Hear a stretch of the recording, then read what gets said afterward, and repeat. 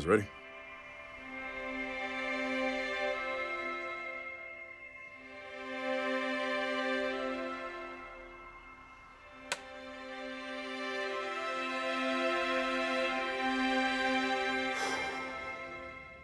Oh, WWE Universe! Don't you dare be sour.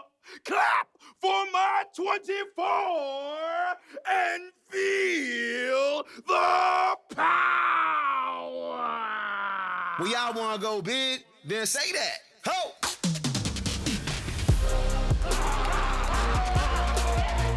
I didn't give it all with football. I'm not done being an athlete. This could be it. I like video games. I was just so determined to show them I've got personality. Yes. Hit me with a reporter cliche, please. When you have to fight for every second that you get on the show, you think differently once you make it there. It's a representative of what message you want to send out there in the world. He ain't no businessman. He's a business man. He does it all. He is too good not to be given the chance to be at the top. I have arrived, eyes on the prize. You will not leave it alive. I am the truth, you are lying. I'm the most alive when I'm in a wrestling ring. I feel like I'm doing what I'm supposed to be doing. You ain't doing nothing, you just doing it. You ain't doing it.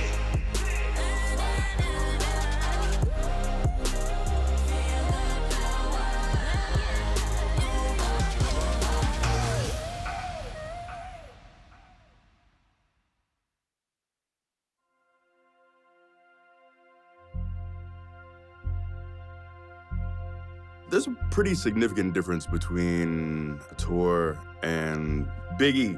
People who've known me for a long time are often surprised that I do what I do.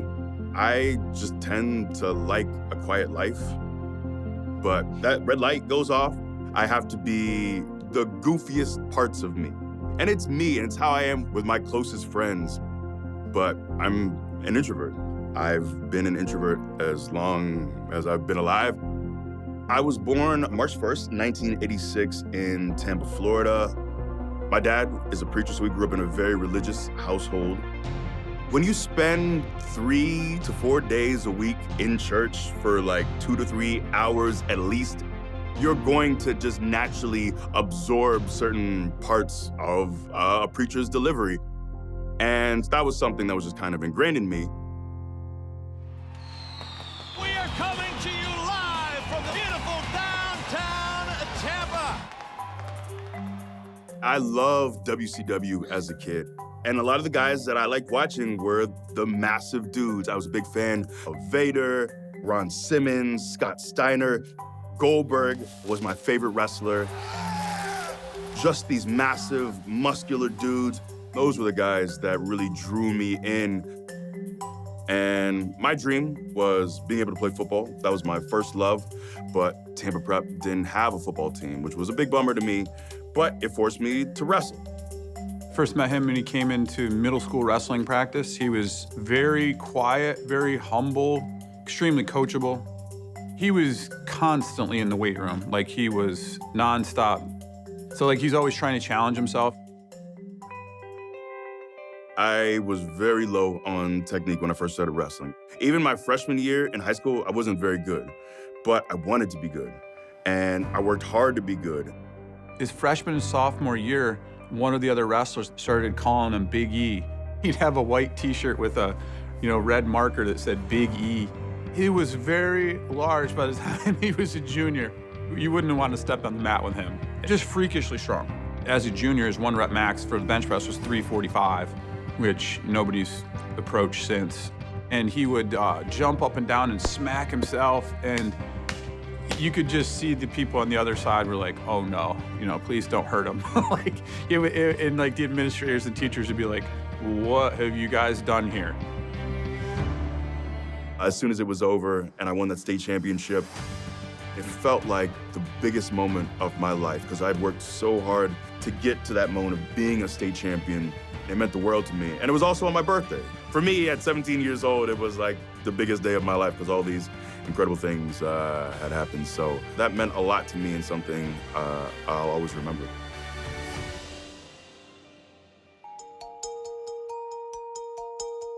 So essentially, prep school got too expensive, and I was forced to transfer to Wharton. And I say forced, but not really, because I always wanted to play football. So for me, I was really excited about the opportunity to play high school football. So I played 1 year at Wharton, and our coach's office was connected to the weight room. Coach Parker was the defensive backs coach at Iowa at the time, and he was looking for guys a year younger than me. So he's just walking through the weight room to get to the coach's office. So as he's walking through, he sees me benching, and it caught his attention.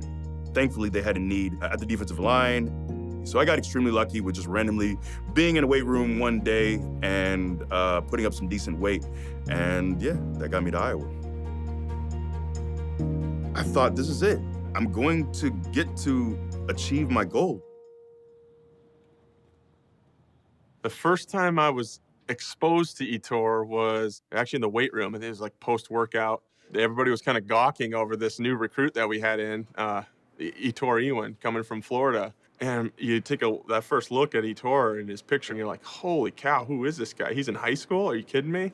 I was like, hey, man, what junior college did you come from? He kind of gives me this look. He's real quizzical. And he goes, junior college?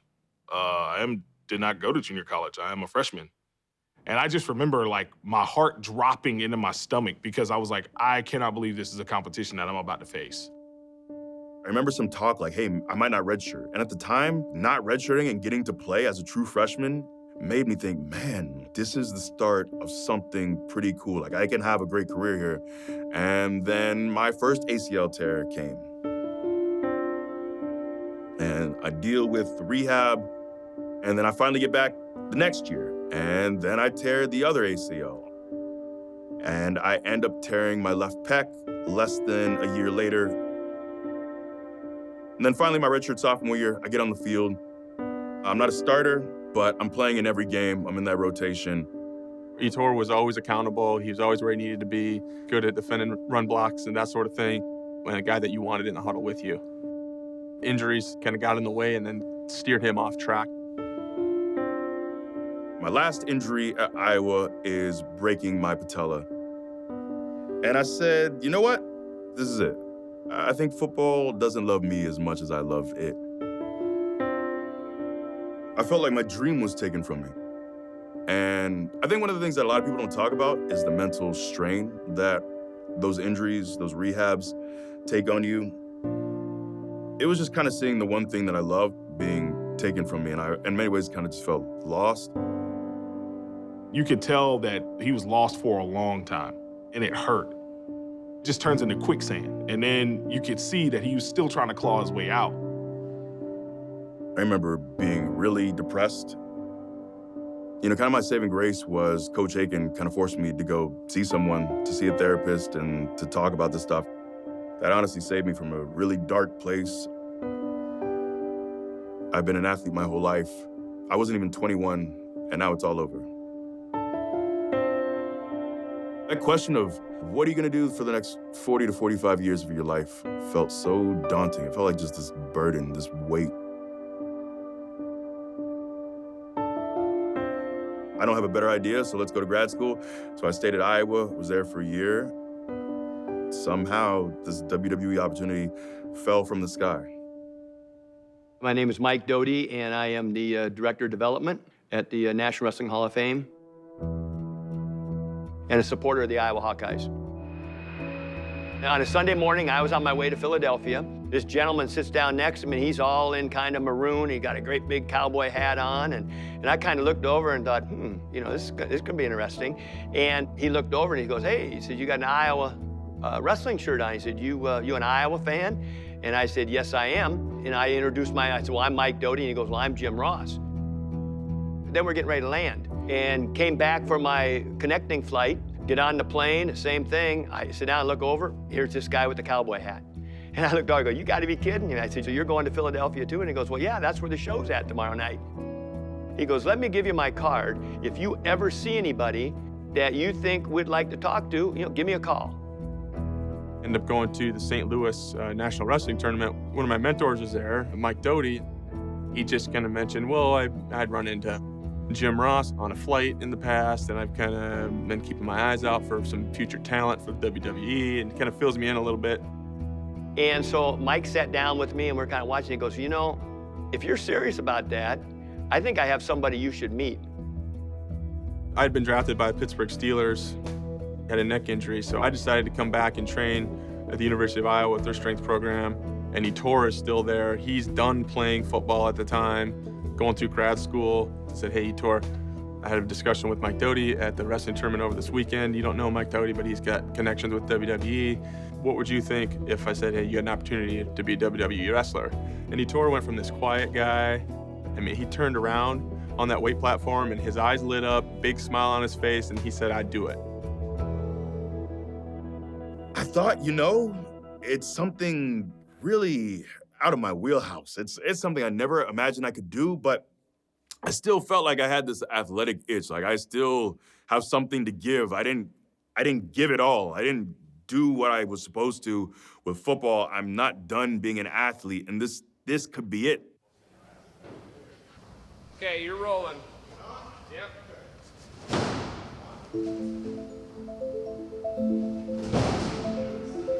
I remember being nervous, having no idea what I was doing. It was a lot of like basic stuff, like hitting the ropes a lot and learning to bump. I'm doing stuff in the ring with Dr. Tom, and I remember my sole, the sole of the shoe comes flying off. And I think, oh no, but I just kept going. My name is Etor Ewan. I was born and raised in this great city of Tampa. And for years, since the age of 3, I've competed. And after a slew of injuries, finally, I have an opportunity, once again, to compete against the very best. It was a big leap for me, but I thought, man, I gotta bet on myself here. I can only imagine how intimidating it is for somebody like Big E to come in to FCW with all these incredibly talented people and people who had been wrestling a long time. My first impression of E when I first met him at FCW was, damn, he got some little knee pads on. But also, like, yo, this dude is huge.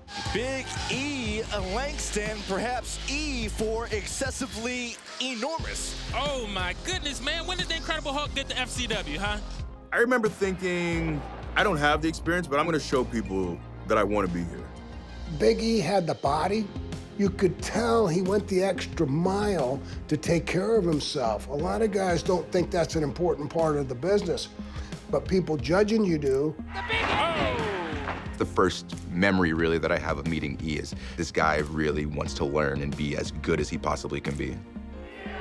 At the very beginning, he was slower to learn the skills, but after he got it, I said, now that you're getting more of the wrestling skills, you gotta bring a character with you. I am not Mr. FCW number 2. I didn't have an idea of, all right, I'm gonna go to promo day, and this is going to be the character that's going to get me on WWE TV. But it was, let me try to make people laugh as much as possible. If you prick us, do we not bleed? If you tickle us, do we not laugh? I think the coolest thing about promo day with Big E was actually seeing him come out of his shell. I'm here! Come get some! E in promo class was hilarious. Jay-Z has said he brushed that dirt right off his shoulders. Taking chunks out your ass, you can call me lipo. Surgical with this, you'll know when your eyes roll. There's a chance to like step out your box, you know, try to show, you know, build these characters. Oh, I feel it! Just call me the Purple People Eater. I wanted to show, and I think I've just for years and years before I finally got to do it on TV with The New Day, I feel like I was always trying to show people that I'm more than just a serious big guy. And the Wendell character was the one that I probably had the most fun with. My name is Wendell. I was asked to stand up here and talk about myself. I like video games. I like long walks on the beach and just like this nerdy character that was real shy and introverted. I have 3 degrees, all in universities outside of the United States. But then I like the idea of kind of this Hulk-like snap, that when you piss me off, there's a snap and I go into my Hulk Big E mode, whatever. You talking to me? You must be talking to me. I'm the only one here. You talking to me? He was essentially Steve Urkel, and when he'd get mad, he would transform into a destroyer. Son of a... I always call it the low bar theory. Like, I don't really think I'm that entertaining or funny, but when you look at me and you see someone of my build, of my musculature, the bar for me is so low, it's almost on the floor, that I would be anything but a meathead, that if I can just clear that very low bar, we got something that's gonna kind of wow you. So that's what I call the low bar theory, and that's what I've used to pull the wool over people's eyes for almost 12 years now.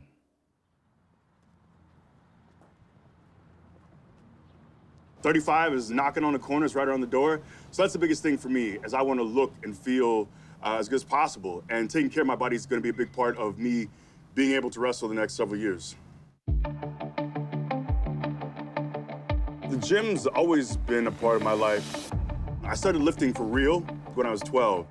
I would watch whatever I was watching, and then during commercial breaks, I would run to the garage and I would do as many curls as possible. And I caught the bug. As soon as I realized I could change my body, I saw a little muscle start to pop, I was hooked.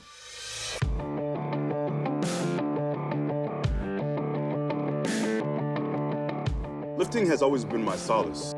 When I was stressed, whatever it was, I could just get it out in the gym. It's almost meditative for me to just be able to spend some time, shut the rest of the world off, get in my zone, and move some weights.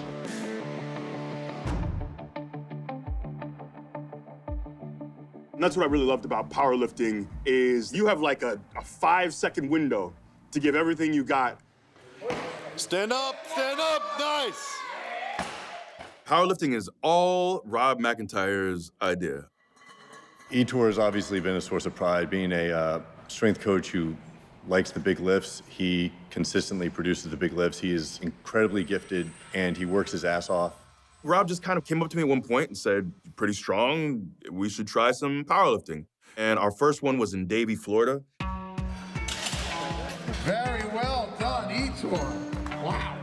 Broke some Florida records, and that qualified me for nationals. 799.2 pounds. Money. Finish. I remember thinking, I don't think I could have pulled a pound heavier than that. And I ended up winning. Every lifter has that one lift that he looks at as being his bread and butter. He said, man, I'm kind of a bench press guy. And I said, I can see that you're a bench press guy. Look at that chest. And he's like, oh, come on, man, stop it, man. It's like the most amusing thing to see him just completely blush.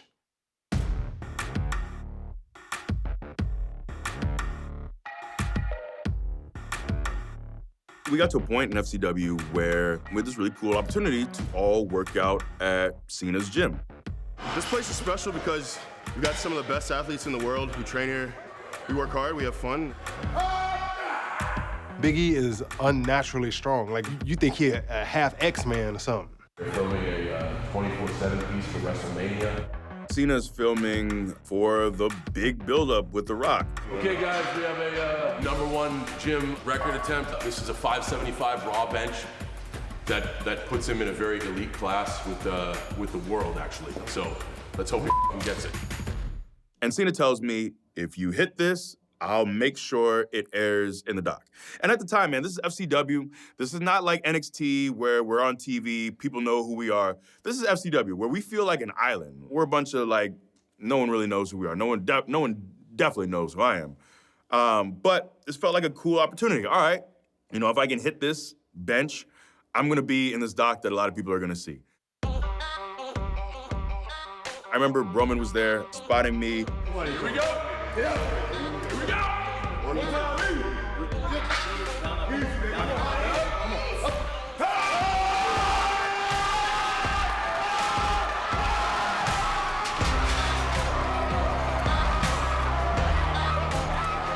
I remember the excitement and just people kind of losing their minds like we had scored the game-winning touchdown.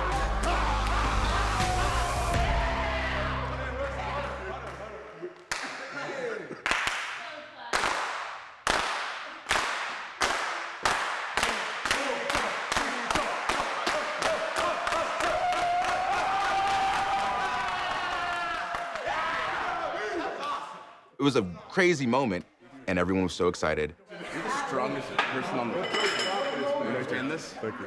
He just went overboard and crushed it. To have the support of everyone here, of my peers, of John Cena, means a lot. So it's just further encouragement, really. Etor's accomplishment today is awesome. I dig that. Apparently, Etor's the mayor. There's more in him, you know, like he's gonna do more. 575, holy shit. Slow pace. Final slow clap, 3. Real slow.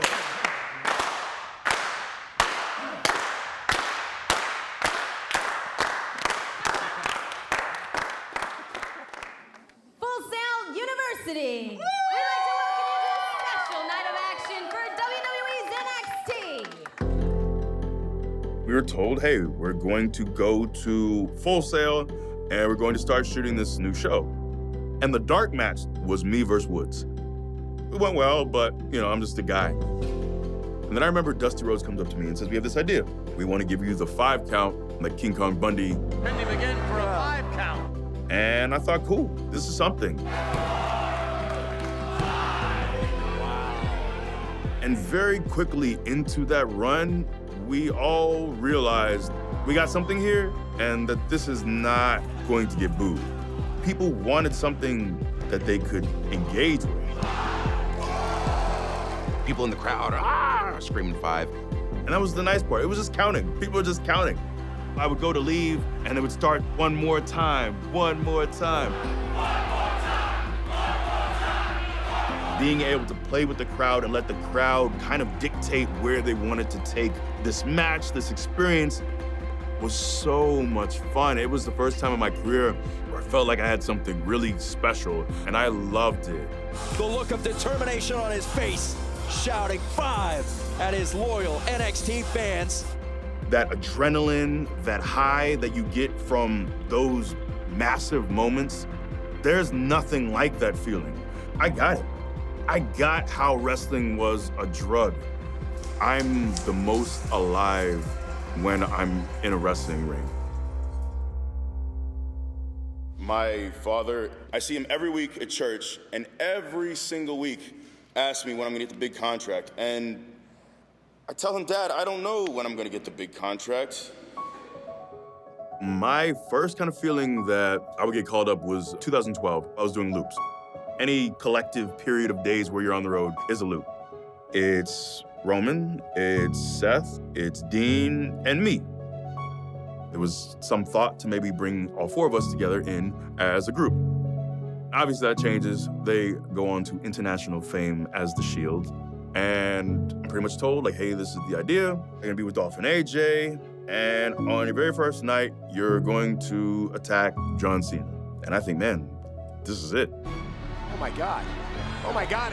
Guys, that is Ziggler's in the STF, but the guys, that's Big E Langston from NXT. Big E Langston has got right after John Cena.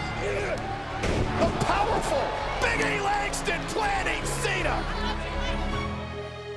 At that point in time, it was so exciting for any of us in NXT to make that breakthrough to Raw or SmackDown. I think everyone was rooting for Big E. I don't know if even E knew what he was really capable of, if he was going to be able to maximize and realize his potential. But from our perspective, we were just happy to see one of our guys make it to the show. You know, I think it's what I needed at that point in my career, where I felt like I was good, but I needed to grow for sure. And so it was also interesting too, because at the time I'm NXT champion with the 5 count, and I'm doing the crazy eyes with the 5 count. And then I would go on to do my loops as this heel stoic bodyguard. Kind of existed in 2 different universes. Big E Langston, my associate here. Look jacked, big beefcake. This is the perfect guy to have watch my back, because I'm a smug little piece of crap, and he's gonna step in with his stone face and flip Cena in the air out of the ring or something. Looking to wipe out Cena again. Cena's gonna do, oh no, not. We traveled together, Dolph and AJ, and we talk about ideas and just kind of learning in that regard. I used to joke around that me and AJ were his mother and father, and I still will yell it to him in the ring sometimes. And as we became a little powerful, no matter what the outcome of the match was, people were invested in this team. Baby faces, brother. And it became kind of special. Big E Langston in his first match in WWE here tonight. It was my very first match on the main roster was at WrestleMania, which isn't nerve-wracking at all. Look at Big E just caught Kane! Seen Kane against Vader, Undertaker. I've never seen him thrown around like that. To have your first kind of huge match on that stage. If you would have had me do that in my like first big match, I would have probably pooped my pants.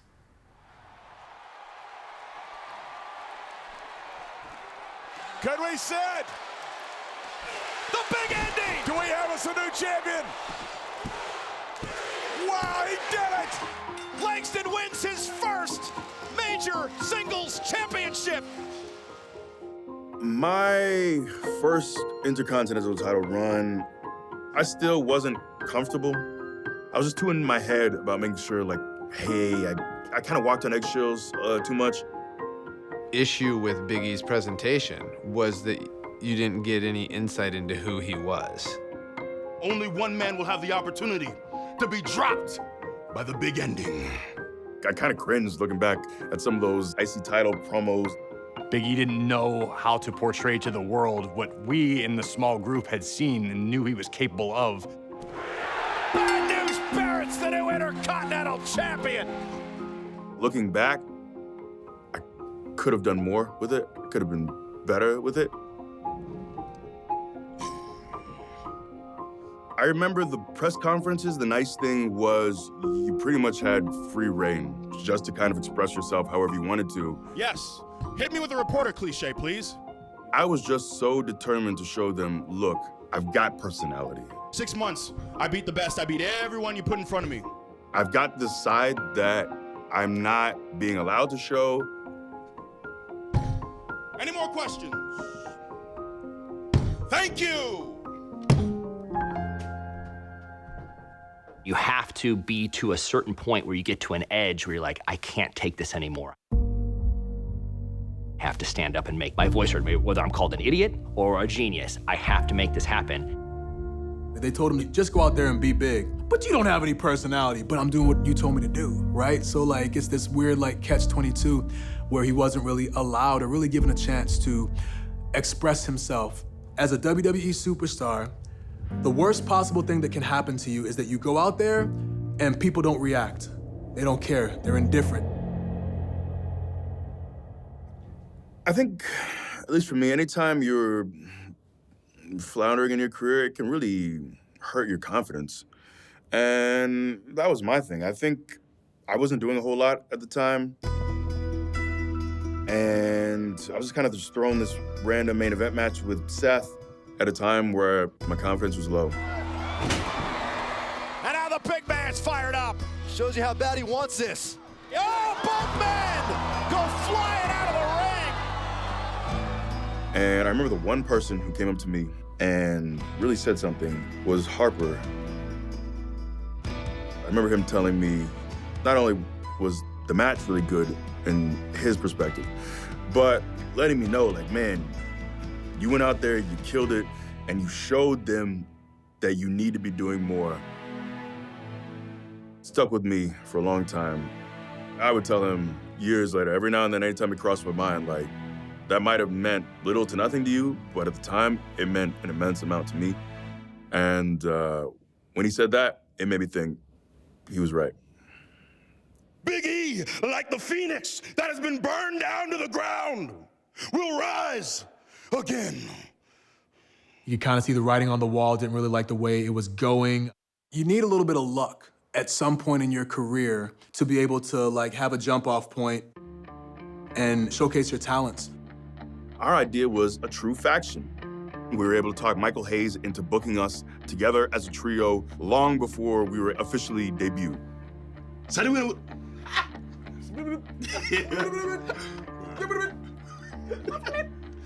Come on now.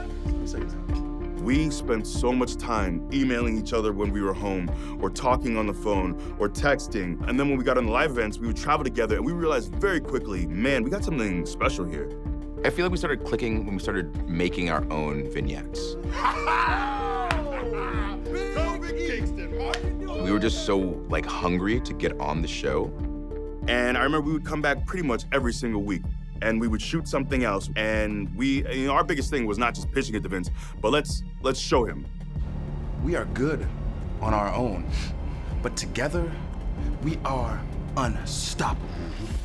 We come to him after a few months, and he says, I finally got the idea, this is it.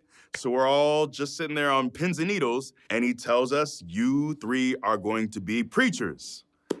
And the three of us just do our best to smile and shake our heads, but inside we're thinking, oh no, this is not it. I knew that I could do it because I'd grown up in the church. We did not have a purpose, but when we came together, we can create a new day. Our biggest thing was, even if the idea wasn't good, people would eventually see that our chemistry was real. Feel the power of the new day. People started rejecting us. Oh, wait a minute. New day sucks. That's not a good No, that's not good. No, that's not good. That's not good. No. We got to a certain point, like very quickly, where I think we were just all trying to make each other laugh.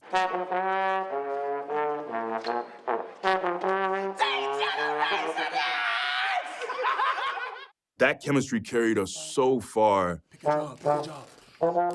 Essential. It connected with Vince. And feel the power. That's a palpable energy that I think you can feel. Looks like we're getting a dose of positivity.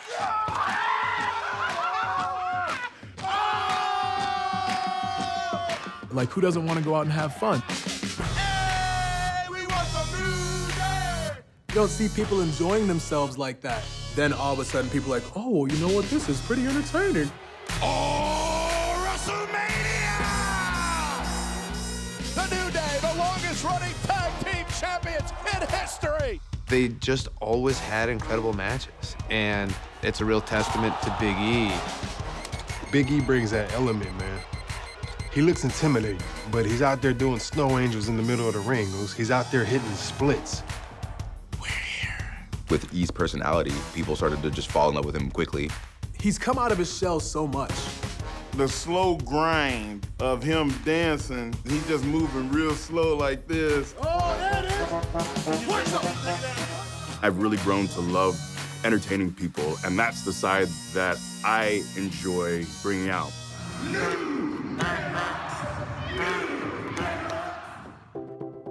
I think it's the combination of the three that propelled them forward. Kofi did it! Kofi did it! Kofi did it! Kofi is champion! They wanted the best for me, and I was able to achieve that dream. We were able to achieve that dream. I also want the best for them.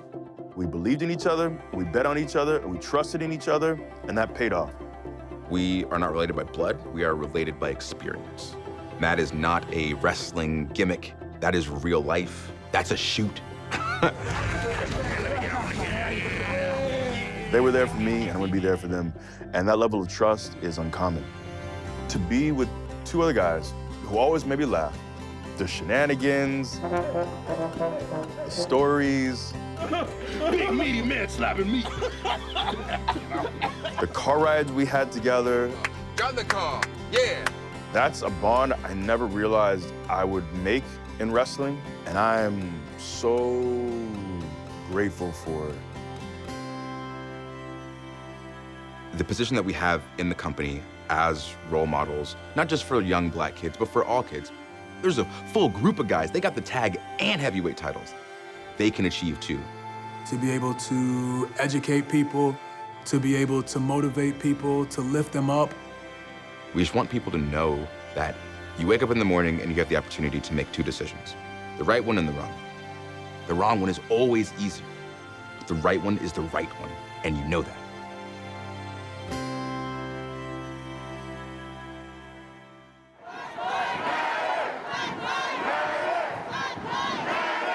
Protests against police brutality and systemic racism are spreading beyond cities and mainly minority areas of the U.S. in the wake of George Floyd's death. From coast to coast, people in suburban and rural towns. After George Floyd was murdered, It was the first time someone I didn't know died, and it felt very personal and very real. And I remember it was something that just couldn't leave my mind. I, too, have been a young black male pulled over with another black man driving because someone said that we had a gun in the car, which we did not. And I had cops pull a gun a foot from my face. You're not alone in this.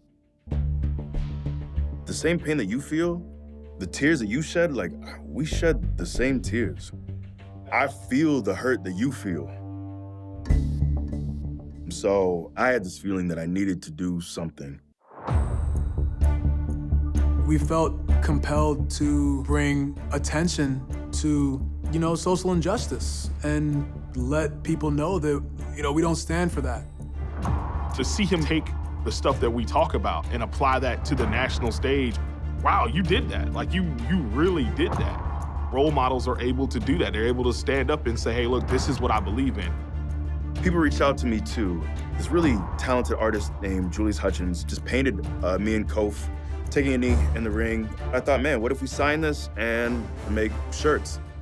We ended up raising over $13,000 for the NAACP Legal Defense Fund. That's also kind of the thought too with the Schoolhouse Rock inspired gear. We have just the most incredible gear designer. His name is Jonathan Davenport.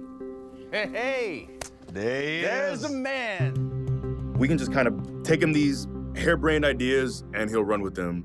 So I just had this idea, hey, what if we did Schoolhouse Rock inspired gear?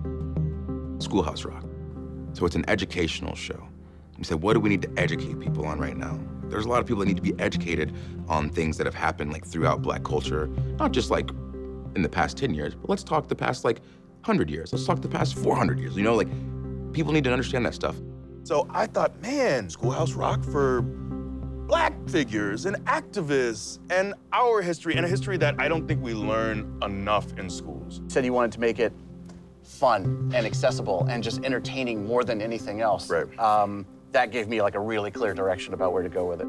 They all got a phone call from me going, hey, why is my picture not on your gear? And they laughed and joked, and I was joking, but I respect the fact that they want to educate everybody and they want people to know that we're not going nowhere. It's a very humbling experience to be in a position that we're in, and E is a very good proponent for those things, because I feel like when the average person sees E, they see just like this massive behemoth. And I feel like the first thing to be like, oh, he's just a musclehead guy. Nah, man. It's a representative of who you are, what you want to portray, what message you want to send out there in the world. It's good. I think it's going to be important. And I think a bigger sense, I think it might be the thing you end up being remembered by. Hope you're right.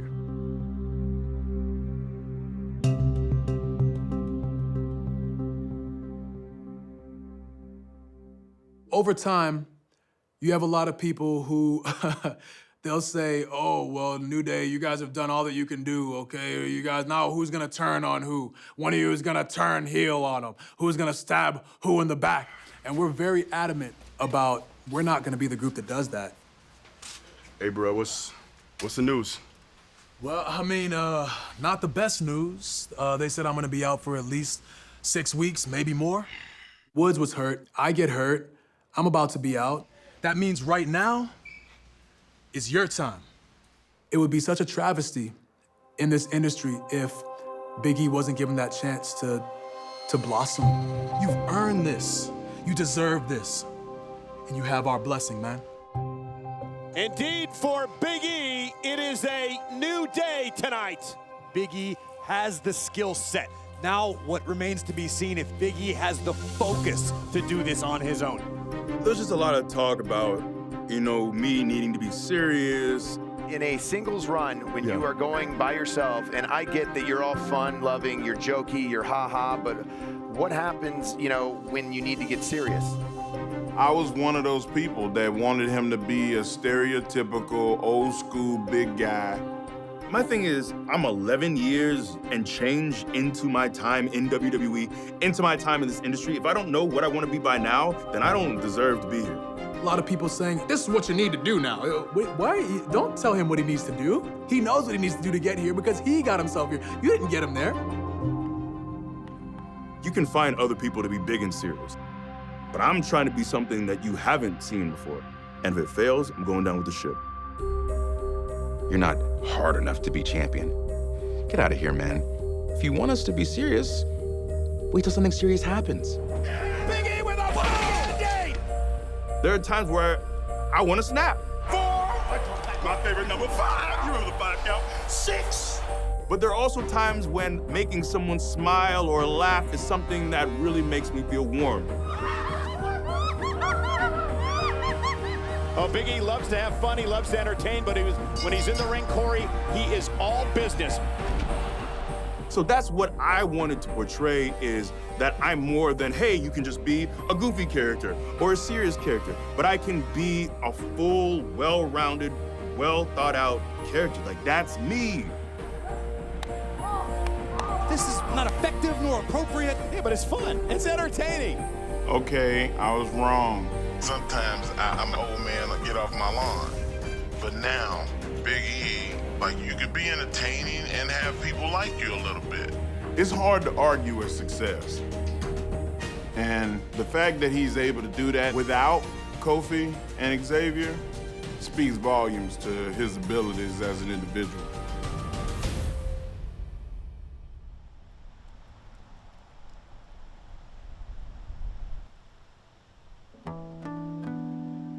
Today, I have a big main event match against Sami Zayn.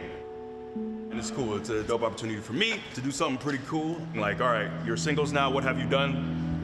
This is the first opportunity to plant that flag in the ground and say, I've done something. It's also dope that we're in the Tropicana Field. This is about 45 minutes from where I live. It's pretty cool that with WWE, all these years later, I'm just across the bridge doing my thing. He ain't no businessman. He's a business man. Oh, man. Yeah, dog. I appreciate that. Merry Christmas and happy holidays. This is WWE Thunderdome at Tropicana Field. And tonight, on this very special Christmas edition of Friday Night SmackDown, the powerhouse of positivity has the biggest opportunity of his career when he faces the master strategist Sami Zayn for the Intercontinental Championship in a lumberjack match. Superstars will surround the ring when Big E faces Zayn for the Intercontinental title. Go get him, E. We got this, baby. For Big E, it is the biggest moment of his career. Can he take the Intercontinental title from Sami Zayn? This run for me is about drive. It's about focus. It's about getting to the top of this industry. This is as intense and as focused as I have ever seen Big E. Big E looking for the big splash. Nobody home. Big E hit the apron hard. Wait a minute. Sami Zayn over the top rope, taking out Big E and taking advantage.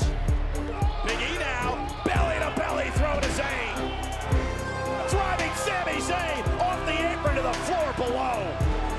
Oh no. Is this Big E's opportunity? Sami Zayn up on the shoulders. Big ending by Big E. Cover now on the champion. Big E wins the Intercontinental title. Here is your winner and the new Intercontinental Champion, Big E. The celebration begins, the biggest win of Big E's career. By God, Big E earned this victory. Big E earned the Intercontinental Championship. Hats off.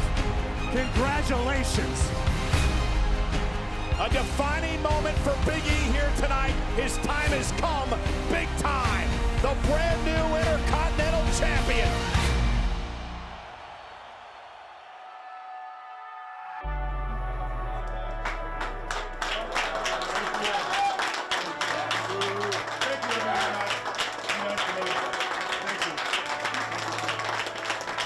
behind the scenes, you got a lot of people rooting for Big E because of what he means to everybody.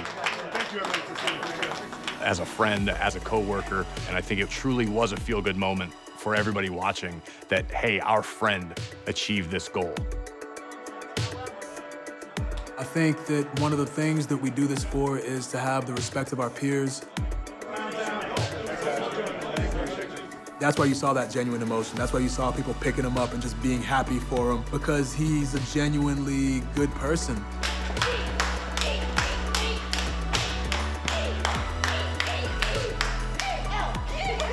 You start to kind of see, just like the seeds that you've planted kind of blooming, the seeds of kindness that you've planted, the seeds of support that you've unintentionally planted, and all these people now are just like, man, you are a good person and you deserve this, and they're happy for you, and then it's just reinforcing, like, you know what, you did it the right way. When he came to the back, man, I just joy, man. He spreads that energy through the locker room. He spreads that through the company. I get happy when I see Big E. But guess who's shining now? The new Intercontinental Champion! Let's go, baby!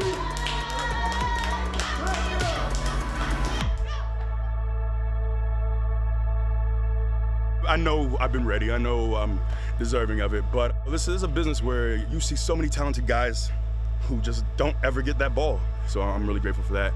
And I don't get to this point without Kofi and Woods. His mantra in sports is that you play for the name on the back of your jersey. That's your family name. And that's how I see those guys. That's family. I'm playing to honor them. So if this run isn't good, if I don't show up and give it my all, if this fizzles, like, I've disrespected what we've built as a collective. There's a lot of work left to do because I want this to be a very memorable run that people don't forget. So it's on me.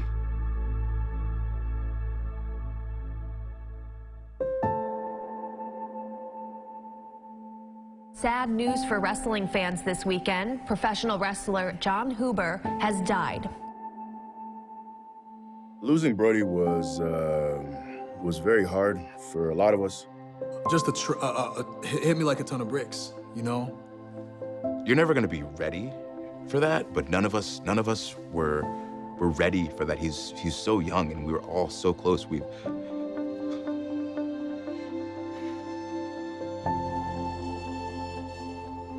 And they were really close too, he and John.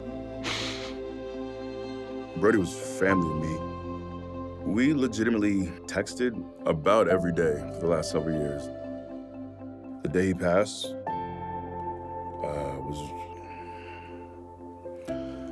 was very hard. So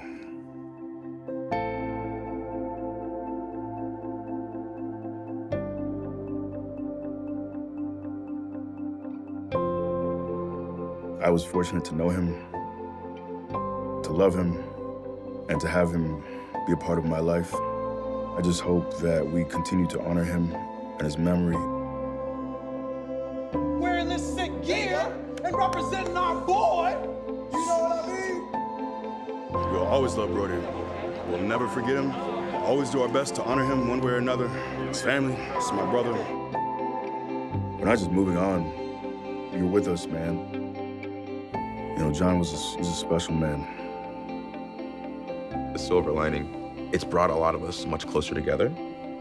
Made us appreciate life in general. I'm just so grateful that so many of us have been willing to be vulnerable and to be open and to say I love you, and I'm grateful for all that.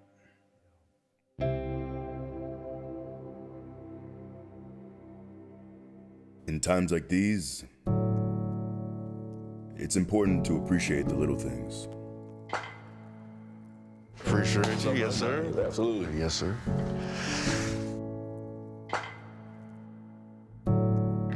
We have barbers on the road, but I always tell Jay, anytime I got cut by a barber twice, since 2014, that wasn't Jay, felt like I was cheating on him. That's how I felt. I had to send him a text and say, I'm sorry, I did wrong. I did you wrong, and I'll never do it again. And I had to let him know, because I couldn't come in here, sneaking in and trying to pretend that, because he'd know. We We like to shoot funny videos too. You know, just pop ourselves.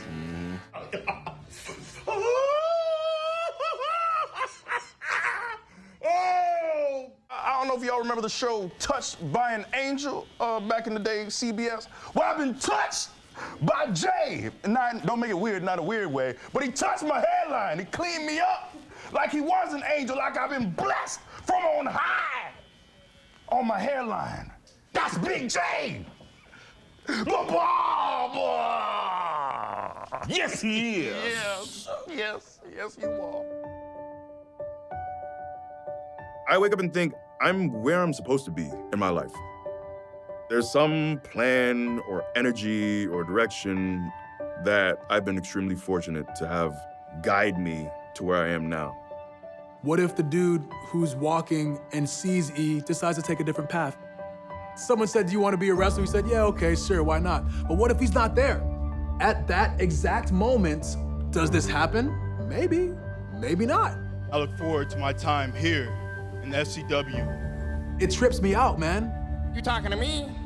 All it took is for one person to not be in that place or to be wearing something different, just one little thing, and none of this happens. I don't stick my neck out saying people are great if they're not. When Big E goes from just standing there like this to, I can do anything you ask. I can do the splits. I can go have fun and sing and then kick somebody's ass. That's how you know you have a star.